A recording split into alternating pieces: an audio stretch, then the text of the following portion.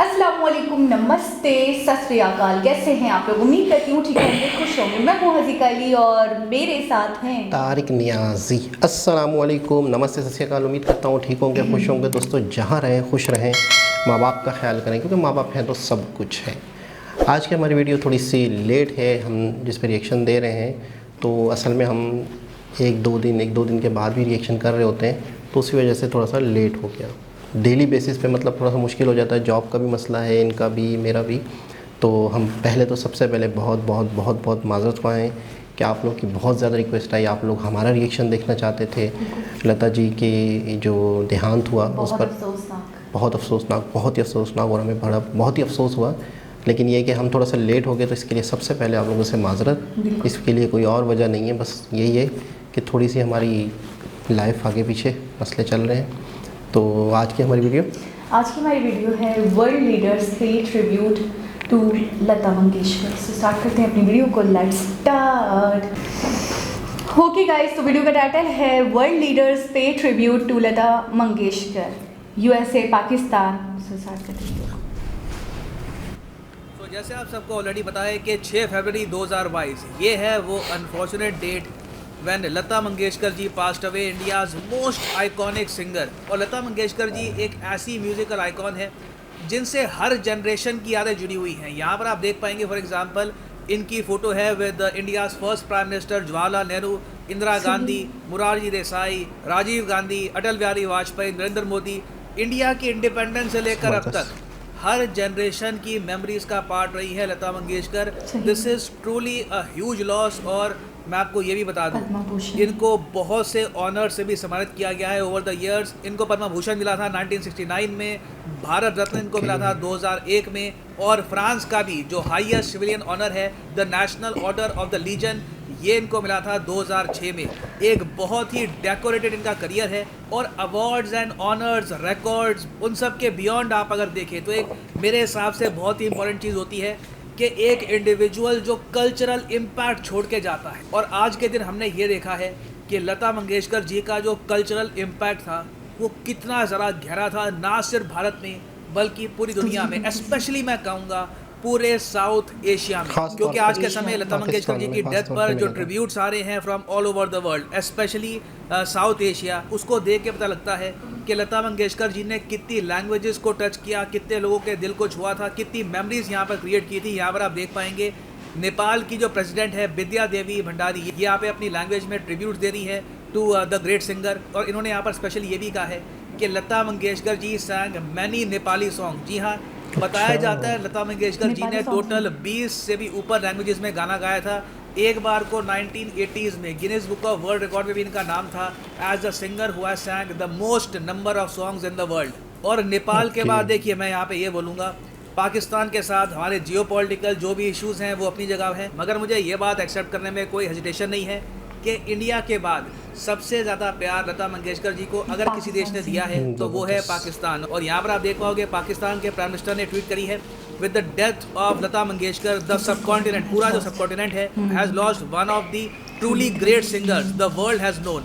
Listening to her songs has given so much pleasure to so many people all over the world. और ना सिर्फ पाकिस्तान के prime minister, इनके various और जो मिनिस्टर्स हैं कैबिनेट में, जो इवन ऑपोजिशन पार्टी में लोग हैं, फॉर एग्जांपल शहबाज शरीफ, उसके अलावा जो पाकिस्तान क्रिकेट टीम के कैप्टन हैं आज के समय बाबर आजम, इनके वेरियस और जो फेमस क्रिकेटर्स हैं, पीसीबी के जो चीफ है रमीज राजा, उसके अलावा जो इनके वेरियस फेमस आर्टिस्ट है, फॉर एग्जांपल अली जफर, जिन्होंने कई इंडियन मूवीज में भी काम किया था कई साल पहले, सब ने अपनी तरफ से ट्रिब्यूट्स दिए हैं to the great Lata Mangeshkar जी। और यहाँ पर आप देख पाएंगे ट्वीट है अली जफर की, इन्होंने पूरा एक सॉन्ग रिकॉर्ड किया है as a tribute to the great singer. और इवन पाकिस्तान के बियॉन्ड आप अगर जाओ अफगानिस्तान में, अफगानिस्तान एक ऐसा अनफॉर्चुनेट देश है जहाँ पर कई सालों तक म्यूजिक ऑल टुगेदर बैन था। आज भी आप अगर देखो अंडर तालिबान रिजीम, जो यहाँ पर म्यूजिकल आर्टिस्ट हैं, जो भी सिंगर्स हैं, इनको मार दिया जाता है या उनको सज़ा मिलती है। रेडियोज़ में और जगह कोई म्यूज़िक सुनने को मिलता नहीं है। और 1990s में आप अगर देखो, स्पेशली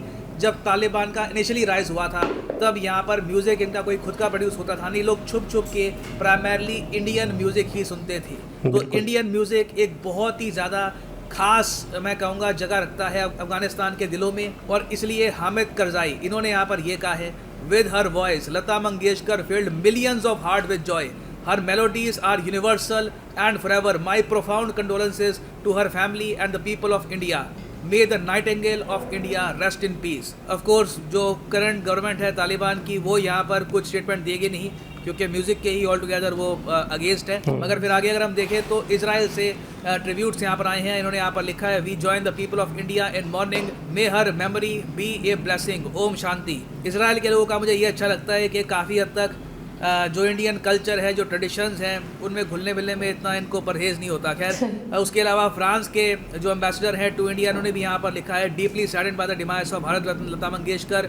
यूएसए से भी ट्रिब्यूट्स आए हैं, कई इनके जो सेनेटर्स हैं उन्होंने ट्वीट करी है। मोस्ट प्रॉब्ली जब मैं वीडियो रिकॉर्ड कर चुका हूँगा, वहाँ पर जब दिन स्टार्ट होगा, और ट्रिब्यूट्स यूएसए की तरफ से आएंगी बाद में। और यहाँ पर आप देख पाएंगे हमारे देश के प्राइम मिनिस्टर किस तरीके से रिस्पेक्ट पे कर रहे हैं to the great Lata Mangeshkar ji on her final journey. और देखिए, अब ऑब्वियसली इस वीडियो में मैं लता मंगेशकर जी के गानों के बारे में, उनके म्यूज़िक के बारे में इतनी चर्चा करूंगा नहीं।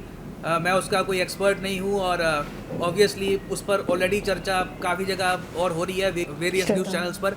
मगर मैं यहाँ पे आपको इंटरेस्टिंग बात है ये भी बताऊँगा कि लता मंगेशकर जी का इम्पैक्ट सिर्फ म्यूज़िक की फील्ड में नहीं था, इनकी एक पॉलिटिकल लाइफ भी थी। जी हाँ, लता मंगेशकर जी ने बीजेपी की तरफ से राज्यसभा में सर्व किया था 6 साल तक। जी हाँ, she was a member of parliament from 1999 to 2005। और इनके टेन्योर में वोटिंग हुई थी एक बहुत ही ज़्यादा कंट्रोवर्शियल बिल को लेकर, जिसका नाम है प्रिवेंशन ऑफ टेररिज्म बिल। कोटा के बारे में आपने सुना होगा, आतंकवाद से लड़ने के लिए एक बहुत ही इम्पोर्टेंट लॉ था। और एक इंटरेस्टिंग बात देखिए, जब 2002 में इस पर वोटिंग होनी थी, तब अपर हाउस में, राज्यसभा में, सिंस एनडीए के पास मेजॉरिटी थी नहीं, तो ये बिल पास नहीं हो पाया। तो उसके बाद एक जॉइंट सेशन बुलाया गया पार्लियामेंट का, वहाँ पर फिर वोटिंग हुई। लोकसभा, राज्यसभा के मेंबर ऑफ पार्लियामेंट ने इकट्ठा वोटिंग करी। यहाँ पर लता मंगेशकर जी का वोट अहम था, और जो ये प्रिवेंशन ऑफ टेररिज्म बिल है, ये पास हो गया। तो देखिए, ये बहुत ही ज़्यादा लिटिल नोन फैक्ट है, कई लोगों को इसके बारे में पता नहीं है, मगर एक पॉलिटिकल लाइफ भी थी लता मंगेशकर जी की। शी वॉज नेशनलिस्ट, देश से बहुत प्यार करती थी। क्रिकेट देखने का इनको बहुत शौक था। सचिन तेंदुलकर की obviously she was a huge fan. Indian team जब भी जीतती थी, इनकी ट्वीट्स आती थी। सोशल मीडिया पे भी ये काफ़ी हद तक एक्टिव थी। तो इन ट्रू सेंस देखिए, इनकी लाइफ से बहुत कुछ सीखने को मिलता है। A true patriot, A thorough professional, अपनी फील्ड में एन एब्सोल्यूट लेजेंड। और एक बहुत ही इंटरेस्टिंग बात मैं आपको ये बताता हूँ कि 1997 में जब हमारे देश ने 50 साल पूरे किए थे इंडिपेंडेंस के, तब लोकसभा में, एक्चुअली पार्लियामेंट में, सारे जहां से अच्छा ये गाने के लिए लता मंगेशकर जी को बुलाया गया था। और यहाँ पर आप देख पाओगे लोकसभा ने आज ही के दिन ये ट्वीट करी है। It is a very special tweet, और मैं चाहता हूँ ये आप देखें। आप लता मंगेशकर जी प्रस्तुत करेंगे सारे जहाँ से अच्छा।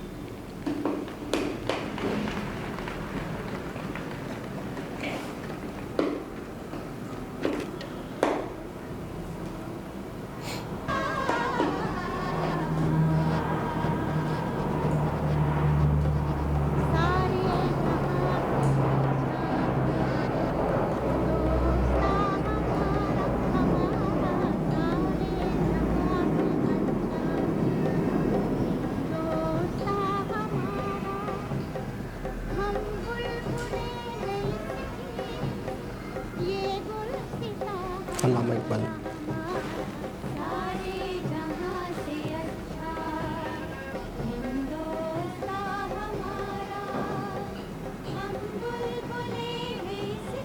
और जो ये मेलोडियस आवाज़ है, ये भारत के साथ रहेगी even when India completes 100 years after independence as well.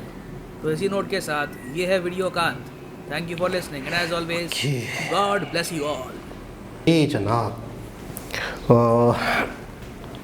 मैं बहुत कहने को तो बहुत कुछ है इनके बारे में, और मतलब सबसे पहले तो इनकी हम जितनी तारीफ़ करें, जिन्होंने इतना टाइम दिया, इतना वक्त दिया फिल्म इंडस्ट्री को, इंडिया को, म्यूज़िक की फील्ड में बहुत ही वक्त दिया, बहुत सारे सॉन्ग गाए, और ना सिर्फ इंडिया बल्कि पूरी दुनिया में इनको सुना जाता था। जहाँ जहाँ उर्दू हिंदी समझने वाले हैं, इनको चाहते हैं, इनसे प्यार करते हैं। लेकिन मैं एक बात कहना चाहूँगा कि अक्सर हम कोई भी बहुत बड़ी शख्सियत दुनिया से जाती है, तो हम अक्सर कहा जाता है कि सदियों में लोग ऐसे पैदा होते हैं, सही। लेकिन मैं इनके बारे में ये कहूँगा कि ये वो शख्सियत हैं, ये वो शख्सियत थी जो एक ही मरतबा पैदा होते हैं। बिल्कुल इनका नेमो बदल नहीं, इनकी मिसाल, इनके जैसा कोई दूसरा 19-20 नहीं हो सकता। अगली सदी, उससे अगली सदी, उससे कभी अगली नहीं हो सदी भी नहीं हो सकता। तो ये वन एंड ओनली होते हैं, एक होते हैं। इन जैसा ना कभी कोई आया ना कभी कोई आएगा। आप क्या कहना चाहेंगे? मैं एक चीज़ जब भी इनके सॉन्ग सुनती थी या जब भी इनको देखती थी, मुझे कभी भी ये ओल्ड नहीं लगती थी।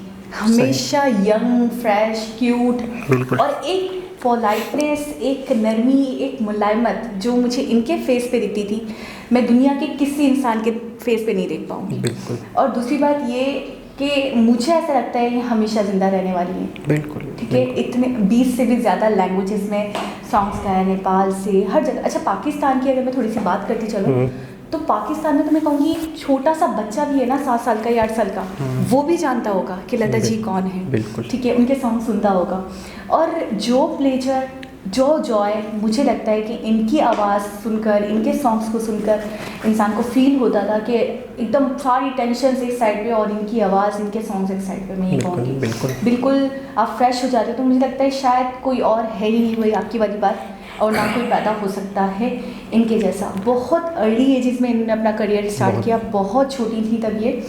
और सबसे बड़ी बात मुझे ये लगी कि इतने ऑनर्स दिए गए, मोदी जी ने इतना सम्मान दिया, इतनी रिस्पेक्ट दी, और सिर्फ इंडिया के अंदर तक महदूद नहीं थी। ये ऐसी हस्ती थी, ये ऐसी लेजेंड थी जो पूरे वर्ल्ड में इनका नाम था, पूरे वर्ल्ड में लोग इनको चाहते, इनको पसंद करते थे, इनके फैंस थे। इंडिया के जितने भी प्राइम मिनिस्टर गुजरे हैं तकरीबन सबसे ही कोई ना कोई इंटरेक्शन रहा है इनका, अवार्ड ले चुकी हैं, उनके साथ इन्वॉल्वमेंट रही है इनकी। अच्छा, पता है मैंने एक थोड़े दिनों पहले एक इंटरव्यू देखा था जिसके अंदर कोई एक्ट्रेस या एक्टर थी, या पता नहीं कोई शो था इंडिया का ही, डांस दीवानी या इस टाइप का कुछ, तो उसके अंदर मैंने देखा था कि ये ना पर्सनली बहुत अटैच थी लोगों से। जैसे कि अपना काम यानी कि अपनी सिंगिंग को लेकर वो तो प्रोफेशनल हो गया, पर्सनली भी जिसकी जो मदद हो सके, जिसको जिस तरीके से हेल्प आउट कर सके, जिसको जिस तरीके से सहारा दे सकें, देती थी। अच्छा, ये मैं हैरान हूँ, ऐसे लोग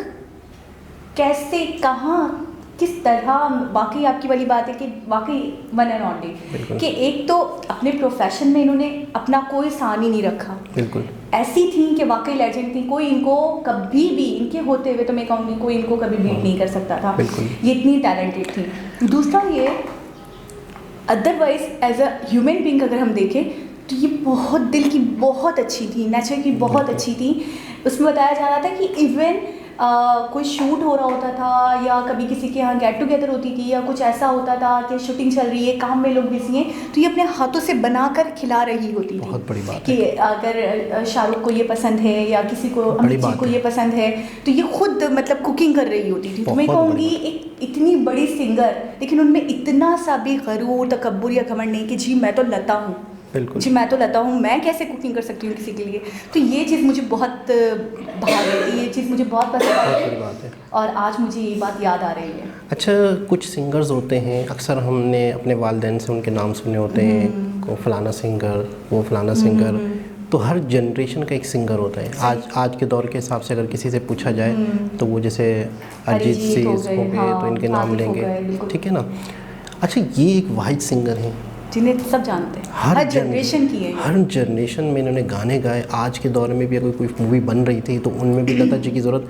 अच्छा, कुछ वॉइस ऐसी होती हैं जो पुराने गानों के हिसाब से सूट करती थी, मतलब पुराने दौर के हिसाब से सही थी, आज के दौर के हिसाब से उन पे गाने सूट नहीं कर सकते।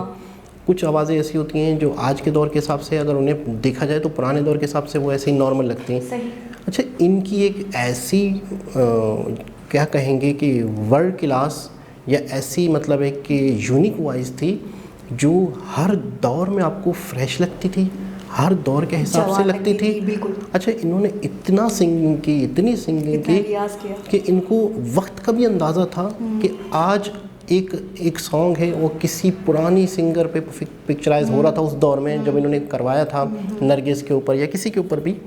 तो उस दौर में हेमा मालिनी हो गई, जो भी हो गया, उस दौर में उन्होंने उस हिसाब से गाया। आज के दौर में अगर किसी पर वो गाना दीपिका पर या किसी पर पिक्चराइज हो रहा है तो उन्हें आज के दौर के भी तकाज़े पता थे। आपको पता है, मैंने यहाँ तक सुना है कि सिंगर्स जो हैं वो बाकायदा करेक्टर पूछते थे कि ये मेरी वॉइस, हमारे यहाँ तो इतना डिटेल में नहीं जाते। मैंने आप ही लोगों के इंटरव्यूज़ देखे इंडियाज़ के ही, तो सिंगर्स बाकायदा ये पूछते हैं कि सामने करेक्टर कौन है, आमिर खान है, शाहरुख खान है, श्रीदेवी है, माधुरी है। तो वो लता जी अब माधुरी के लिए गाएंगी तो वो माधुरी को माइंड में रख के गाएंगी। अच्छा, माधुरी हो गई, करिश्मा हो गई, ऐश्वर्या हो गई, हमने डिफरेंट मूवीज़ देखी और डिफरेंट सॉन्ग्स देखे इनके।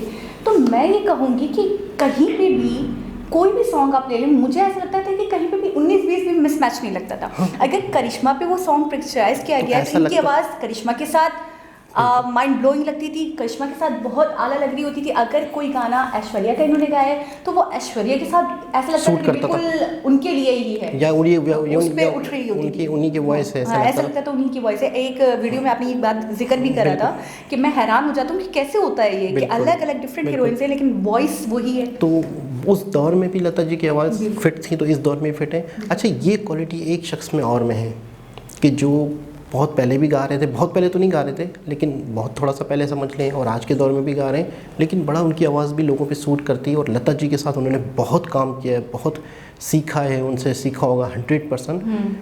उदित नारायण वो शख्सियत हैं कि जिन्होंने इनके साथ बहुत ही डुएट, अगर ज़्यादातर जो है ना कुमार सानू के साथ इन लता जी के रहे होंगे और उदित के साथ रहे होंगे। तो मैंने ये देखा है कि ये अपने काम में, इंडियन सिंगर्स जो होते हैं या अपने काम में इतने प्रोफेशन होते हैं, इतने डिटेल में जाते हैं, तो उसका प्रूव ये है कि आज अगर वो इस दुनिया में नहीं है तो पूरी दुनिया को सोगवार छोड़ के जा रहे हैं। दुनिया का हर शख्स इस बात पे अफसोस कर रहा है। यही सोच रही हूँ कि कोई इंसान दुनिया में आता है, फिर इतना स्ट्रगल करता है, फिर एक अपना मकाम बनाता है और उसके बाद जब जाता है तो सबकी आंखों में आंसू होते हैं। मतलब अपनी एक अब अगर हम लता जी को लें तो लेजेंड है। और मुझे लगता है कि आप कह रहे हैं सिर्फ इंडिया, मैं तो कहूँगी इंडिया के पूरे वर्ल्ड में आप छान लो, लेकिन ऐसा हीरा नहीं मिलने वाला हमें दोबारा। और उसके बाद अगर आज गई हैं वो हमें छोड़कर तो कौन सी कोई बाउंड्रीज नहीं है। तो बहुत ही मेलोडियस वॉइस, और मैं कहूँगी बहुत ही मेलोडियस वॉइस, और ऐसी वॉइस हमें दोबारा कभी नहीं मिलने वाली। और एक और बात मैं कहूँगी वसूक के साथ कि हम बहुत सौगवार तो हैं, लेकिन इस बात की मुझे खुशी है कि वो हमेशा ज़िंदा रहने वाली है हमारे दिलों में। बिल्कुल ऐसा ही है। तो दोस्तों, एक बहुत ही इन्फॉर्मेटिव वीडियो थी, लेटेस्ट वीडियो थी, जो हम थोड़ा सा लेट हो गए रिएक्शन देने में। इसके लिए दोबारा आप लोगों से माजरत चाहते हैं। कुछ जॉब वगैरह और कुछ चीज़ें हैं जिसकी वजह से हम एक 2 दिन छोड़ के हम वीडियोस बनाते हैं। जो आप लोग की रिक्वेस्ट आती हैं वो जमा करते हैं, फिर उस पर एक साथ हम 1 दिन 2 दिन छोड़ के फिर रिएक्शन दे रहे होते हैं। तो आप लोगों ने अक्सर नोट भी किया होगा कि हमारा रिएक्शन अक्सर दूसरों से लेट ही होता है। यानी कि कोई भी लेटेस्ट वीडियो होती है, लेटेस्ट न्यूज़ होती है, तो हमारा रिएक्शन कम से कम अक्सर 1-2 दिन लेट हो जाता है। तो इसकी सिंपल सी ये वजह है। तो दोस्तों, एक बहुत ही अच्छे तरीके से प्रशांत भैया ने डिटेल से बताया। दोबारा किसी और वीडियो के साथ आपसे मुलाकात होगी। जब तक के लिए अल्लाह हाफ़िज़।